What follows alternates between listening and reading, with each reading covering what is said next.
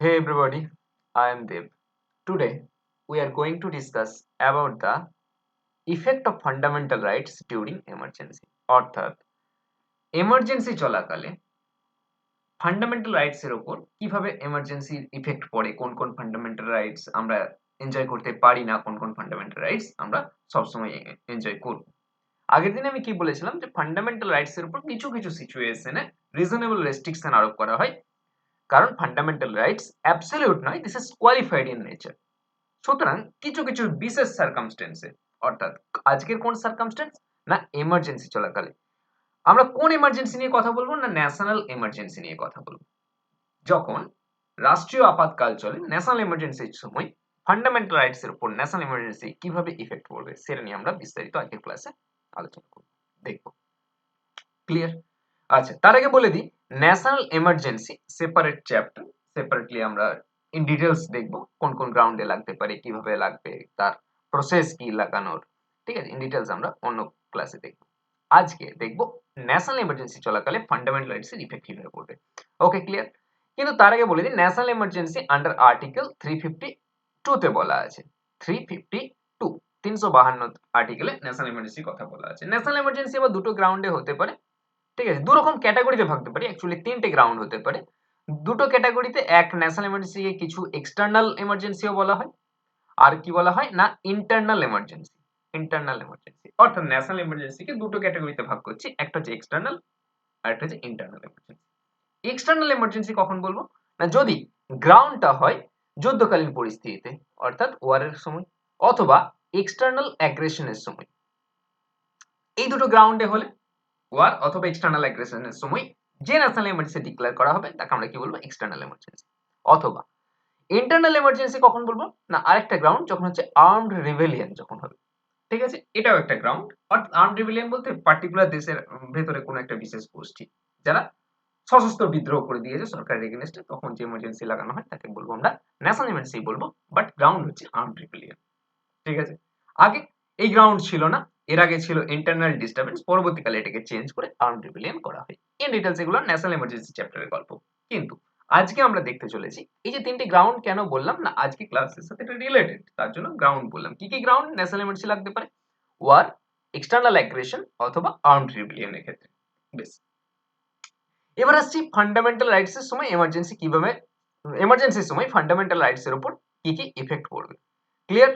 বেশ, সেটা দেখতে গেলে আমাদের এখানে তিনটে আর্টিকেল মেনলি মনে রাখতে হবে। প্রথম আর্টিকেল তো বললাম 352 এর দ্বারা ন্যাশনাল এমার্জেন্সি তোমার ইস্যু হচ্ছে। তাছাড়া ইফেক্টের ক্ষেত্রে মনে রাখতে হবে আমাকে কি কি আর্টিকেল না, এক হচ্ছে আর্টিকেল 358 আর একটা হচ্ছে 359। অর্থাৎ এখানে দুটো আর্টিকেল কিছু না কিছু কথা বলে যাবে। এক 358 কিছু কথা বলবে আমাদের, আর আর্টিকেল 359 কিছু কথা বলবে। দেখব, প্রথমে আসি অ্যাকর্ডিং টু আর্টিকেল 358। 358 কিসের কথা বলছে না, when a proclamation of national emergency is made, the six fundamental rights under article 19 are automatically suspended. No separate order for the suspension is required. কি বলা হলো না আর্টিকেল 358 কি বলছে না, যখনই ন্যাশনাল এমার্জেন্সি ডিক্লেয়ার হবে দেশে, আন্ডার আর্টিকেল 19 এর ভিতরে 19 এর কিছু ফান্ডামেন্টাল রাইটস দেওয়া আছে। আর্টিকেল 19 এ ফ্রিডম অফ স্পিচ এন্ড এক্সপ্রেশনের কথা বলা আছে। মোর প্রিসাইজলি আর্টিকেল 19 এর মধ্যে ছখানা ফান্ডামেন্টাল রাইটস এর উল্লেখ আছে এবিসিডি করে, ঠিক আছে। সেই ছটা ফান্ডামেন্টাল রাইটস অটোমেটিক্যালি সাসপেন্ড হয় যখনই দেশে ন্যাশনাল এমার্জেন্সি জারি হলো, সঙ্গে সঙ্গে আর্টিকেল 19 সাসপেন্ডেড। ক্লিয়ার? এর জন্য কোনো আলাদা করে সেপারেট অর্ডারের দরকার পড়বে না। ক্লিয়ার? কি কি ছটা ফান্ডামেন্টাল রাইটস আছে আর্টিকেল 19 একবার আমি দেখিয়ে দিচ্ছি। আর্টিকেল 19 এর আন্ডারে যে ছটা ফান্ডামেন্টাল রাইটস এর উল্লেখ আছে কি কি না, freedom of speech and expression first, next হচ্ছে রাইট টু অ্যাসেম্বল, জমায়েত হওয়ার অধিকার, অ্যাসোসিয়েশন ফর্ম করার অধিকার, to form association or unions. Next, যে কোনো জায়গায় freely throughout the territory move করার অধিকার আছে, যে কোনো জায়গায় ঘুরে বেড়ানোর অধিকার আছে। নেক্সট, যে কোনো জায়গায় সেটেল হওয়ার অধিকার আছে, to reside or settle any part of territory India, ইন্ডিয়ার মধ্যে যে কোনো জায়গায় তুমি স্থায়ীভাবে বসবাস করতে পারো। অথবা টু প্র্যাকটিস এনি প্রফেশন, যে কোনো প্রফেশন বা অকুপেশন, ট্রেড বিজনেস তুমি করতে পারো, বাট লিগ্যাল ট্রেড হতে হবে, নাকি তুমি ড্রাগের বিজনেস করছো, সে এটা নয়। তো মোদ্দা কথা এই যে আর্টিকেল 19 এর মধ্যে যে ছটা রাইট দেওয়া আছে, এই ছটা রাইট অটোমেটিক্যালি সাসপেন্ড হয়ে যাবে যখনই দেশে ন্যাশনাল এমার্জেন্সি ইস্যু হবে। ক্লিয়ার? এটা ইনিশিয়ালি আর্টিকেল 358 এটা বলছিল, পরবর্তীকালে সামান্য চেঞ্জ হবে, কি চেঞ্জ আমরা দেখবো। তার আগে the legislative and executive action taken during the emergency cannot be challenged even after the emergency ceases to operate। বোঝা গেল? বোঝা গেল। যখনই ন্যাশনাল ইমার্জেন্সি দেশে বন্ধ হয়ে গেল, বলা হলো অমুক দিন থেকে ন্যাশনাল ইমার্জেন্সি তুলে নাও, নর্মাল সিচুয়েশন হয়ে গেল, কিন্তু ওই দ্য টাইমের মধ্যে, ওই সময়কালে যখন ইমার্জেন্সি চলছিল, তখন যে সমস্ত নিয়ম কানুন পাস করা হয়েছিল সেগুলো কিন্তু সিজ হবে না, সেগুলো বন্ধ হয়ে যাবে না তুরন্ত। ন্যাশনাল ইমার্জেন্সি বন্ধ হওয়ার সাথে সাথে সেগুলো রিমেন চলতে থাকবে যতক্ষণ না তাকে কাউন্টার পার্ট করে কোনো ল বানানো হচ্ছে। ক্লিয়ার? নেক্সট, তো এই আর্টিকেল 358 এর মধ্যে কিছু পরিবর্তন আনছে। কে পরিবর্তন আনছে না? 4th কনস্টিটিউশনাল অ্যামেন্ডমেন্ট অ্যাক্ট 1978 যেটা এসেছিল, সেই সময়ে এই আর্টিকেল 358 এর যে কথা বলেছিল, কি কথা বলেছিল না বলো, যখনই ন্যাশনাল ইমার্জেন্সি জারি হবে আর্টিকেল 19 অটোমেটিক্যালি সাসপেন্ড হয়ে যাবে।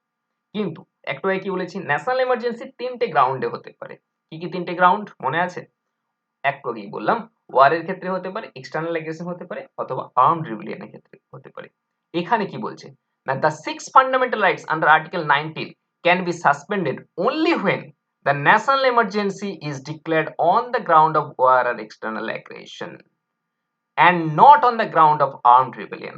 অর্থাৎ আর্টিকেল 358 কে সামান্য চেঞ্জ করা হচ্ছে এই 44th কনস্টিটিউশনাল অ্যামেন্ডমেন্ট অ্যাক্টের দ্বারা। বলা হলো যে যখনই ন্যাশনাল ইমার্জেন্সি লাগবে তখনই আর্টিকেল 19 অটোমেটিক্যালি সাসপেন্ড হয়ে যাবে। ভেরি গুড, বাট ন্যাশনাল ইমার্জেন্সিটাকে কোন গ্রাউন্ডে লাগতে হবে না, যুদ্ধকালীন পরিস্থিতিতে, ওয়ার অথবা এক্সটার্নাল অ্যাগ্রেশন, এই দুটো গ্রাউন্ডে লাগলে তবেই আর্টিকেল 19 অটোমেটিক্যালি সাসপেন্ড হবে।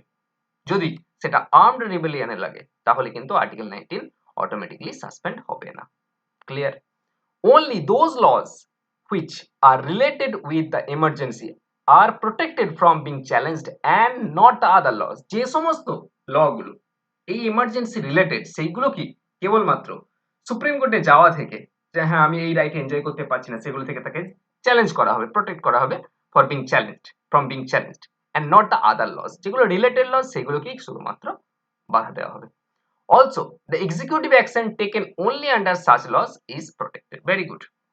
তাহলে আর্টিকেল 358 সোজা কথা কি বললো, যে যখনই ন্যাশনাল ইমার্জেন্সি লাগবে আর্টিকেল 19 অটোমেটিক্যালি সাসপেন্ড হয়ে যাবে। কিন্তু ন্যাশনাল ইমার্জেন্সি কোন গ্রাউন্ডে হতে হবে না, ওয়ার অথবা এক্সটার্নাল অ্যাগ্রেশনে হতে হবে। ক্লিয়ার? কোন গ্রাউন্ডে হবে না না, আর্মড রিবেলিয়নের ক্ষেত্রে এই আর্টিকেল 19 অটোমেটিক্যালি সাসপেন্ড হবে না। এটা কে বললো না, আন্ডার আর্টিকেল 358 কথা বললো।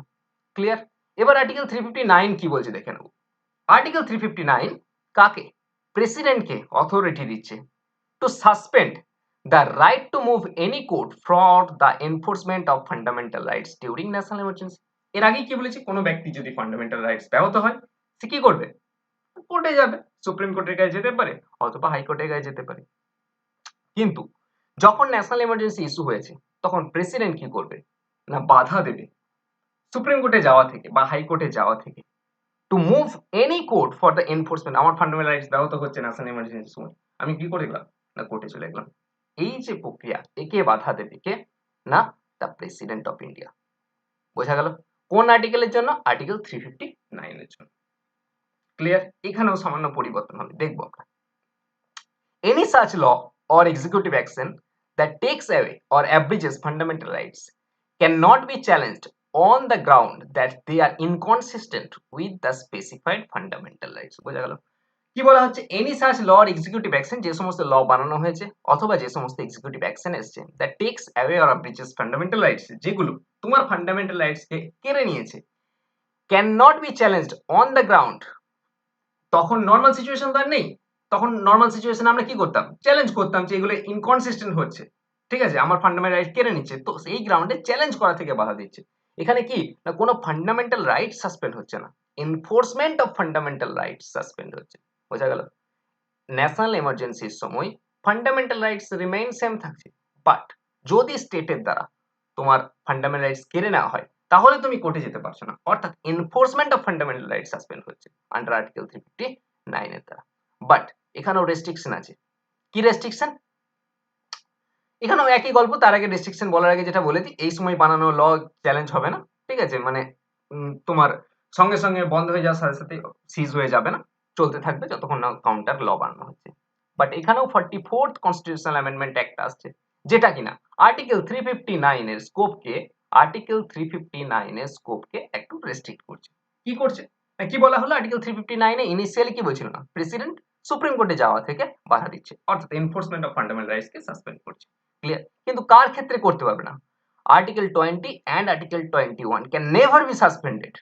এই দুটো ফান্ডামেন্টাল রাইটস যদি ব্যাহত হয়, যদি হনন হয় কার দ্বারা, স্টেটের দ্বারা, সে যে কোনো সিচুয়েশনই হোক না কেন, ডিউরিং ন্যাশনাল এমার্জেন্সি, দেশে ন্যাশনাল এমার্জেন্সি হয়েছে, স্টেটের দ্বারা আমার আর্টিকেল 20 এবং আর্টিকেল 21 আমার হনন হচ্ছে, আমি সুপ্রিম কোর্টে যেতে পারবো, চ্যালেঞ্জ করতে পারবো, এটার এনফোর্সমেন্টকে কিন্তু আটকানো হবে না। The president can not suspend, president suspend করতে পারবে না the right to move the court for the enforcement of fundamental rights guaranteed by article 20 and article 21। Article 20 তে কি দেওয়া আছে? The right to protection respect of conviction of offences. ঠিক আছে, article 20 in details আমরা দেখবো যে যারা কনভিক্টেড তাদের জন্য, কনভিক্টেড ফর অফেন্সেস এর ক্ষেত্রে তাদেরকে প্রোটেক্ট করা হচ্ছে, এবং আর্টিকেল 21 এ right to life and personal লিবার্টির কথা বলা হচ্ছে, অর্থাৎ বেঁচে থাকার অধিকার। এনি সিচুয়েশন, যে কোনো সিচুয়েশনই হোক না কেন, বেঁচে থাকার অধিকার স্টেট কোনোদিনই আমার কাছ থেকে কেড়ে নিতে পারবে না। Right to life and personal liberty remain থাকবে ন্যাশনাল এমার্জেন্সি চলাকালীন। Only those laws which are related with the emergency are protected from being challenged, and taken away any such laws is protected. Nothing important. মোদ্দা কথা, আজকের ক্লাসে আমরা কি দেখলাম? Article 358 এর কথা দেখলাম, আর্টিকেল 358 আর আর্টিকেল 359। আর্টিকেল 358 কি বললো? যখনই ন্যাশনাল এমার্জেন্সি ইস্যু হবে, আর্টিকেল 19 অটোমেটিকলি সাসপেন্ড হয়ে যাবে। বাট কোন গ্রাউন্ডে ন্যাশনাল এমার্জেন্সি হতে হবে না বলো? ওয়ার অথবা এক্সটার্নাল অ্যাগ্রেশন, এই গ্রাউন্ডে হলে তবেই আর্টিকেল 19 অটোমেটিকলি সাসপেন্ড হয়ে যাবে। আর্টিকেল 359 কি বললো? না প্রেসিডেন্ট অফ ইন্ডিয়া কি করবে না, এনফোর্সমেন্ট অফ ফান্ডামেন্টাল রাইটস কে সাসপেন্ড করতে পারে। ঠিক আছে, বাট কাকে সাসপেন্ড করতে পারবে না? আর্টিকেল বলো 20 and article 21 can never be suspended during national emergency. এই ছিল আজকের ক্লাস, অর্থাৎ এমার্জেন্সি চলাকালে ফান্ডামেন্টাল রাইটস কিভাবে ব্যাহত হচ্ছে, এবং কোন কোন ফান্ডামেন্টাল রাইটস স্টেট কোনোভাবেই কেড়ে নিতে পারছে না, আর কোন ফান্ডামেন্টাল রাইটস অটোমেটিকলি সাসপেন্ড হয়ে যাচ্ছে, এই সমস্ত জিনিস আমরা আজকের ক্লাসে দেখলাম। দেখা হচ্ছে পরবর্তী ভিডিওয়, ভালো থাকবেন।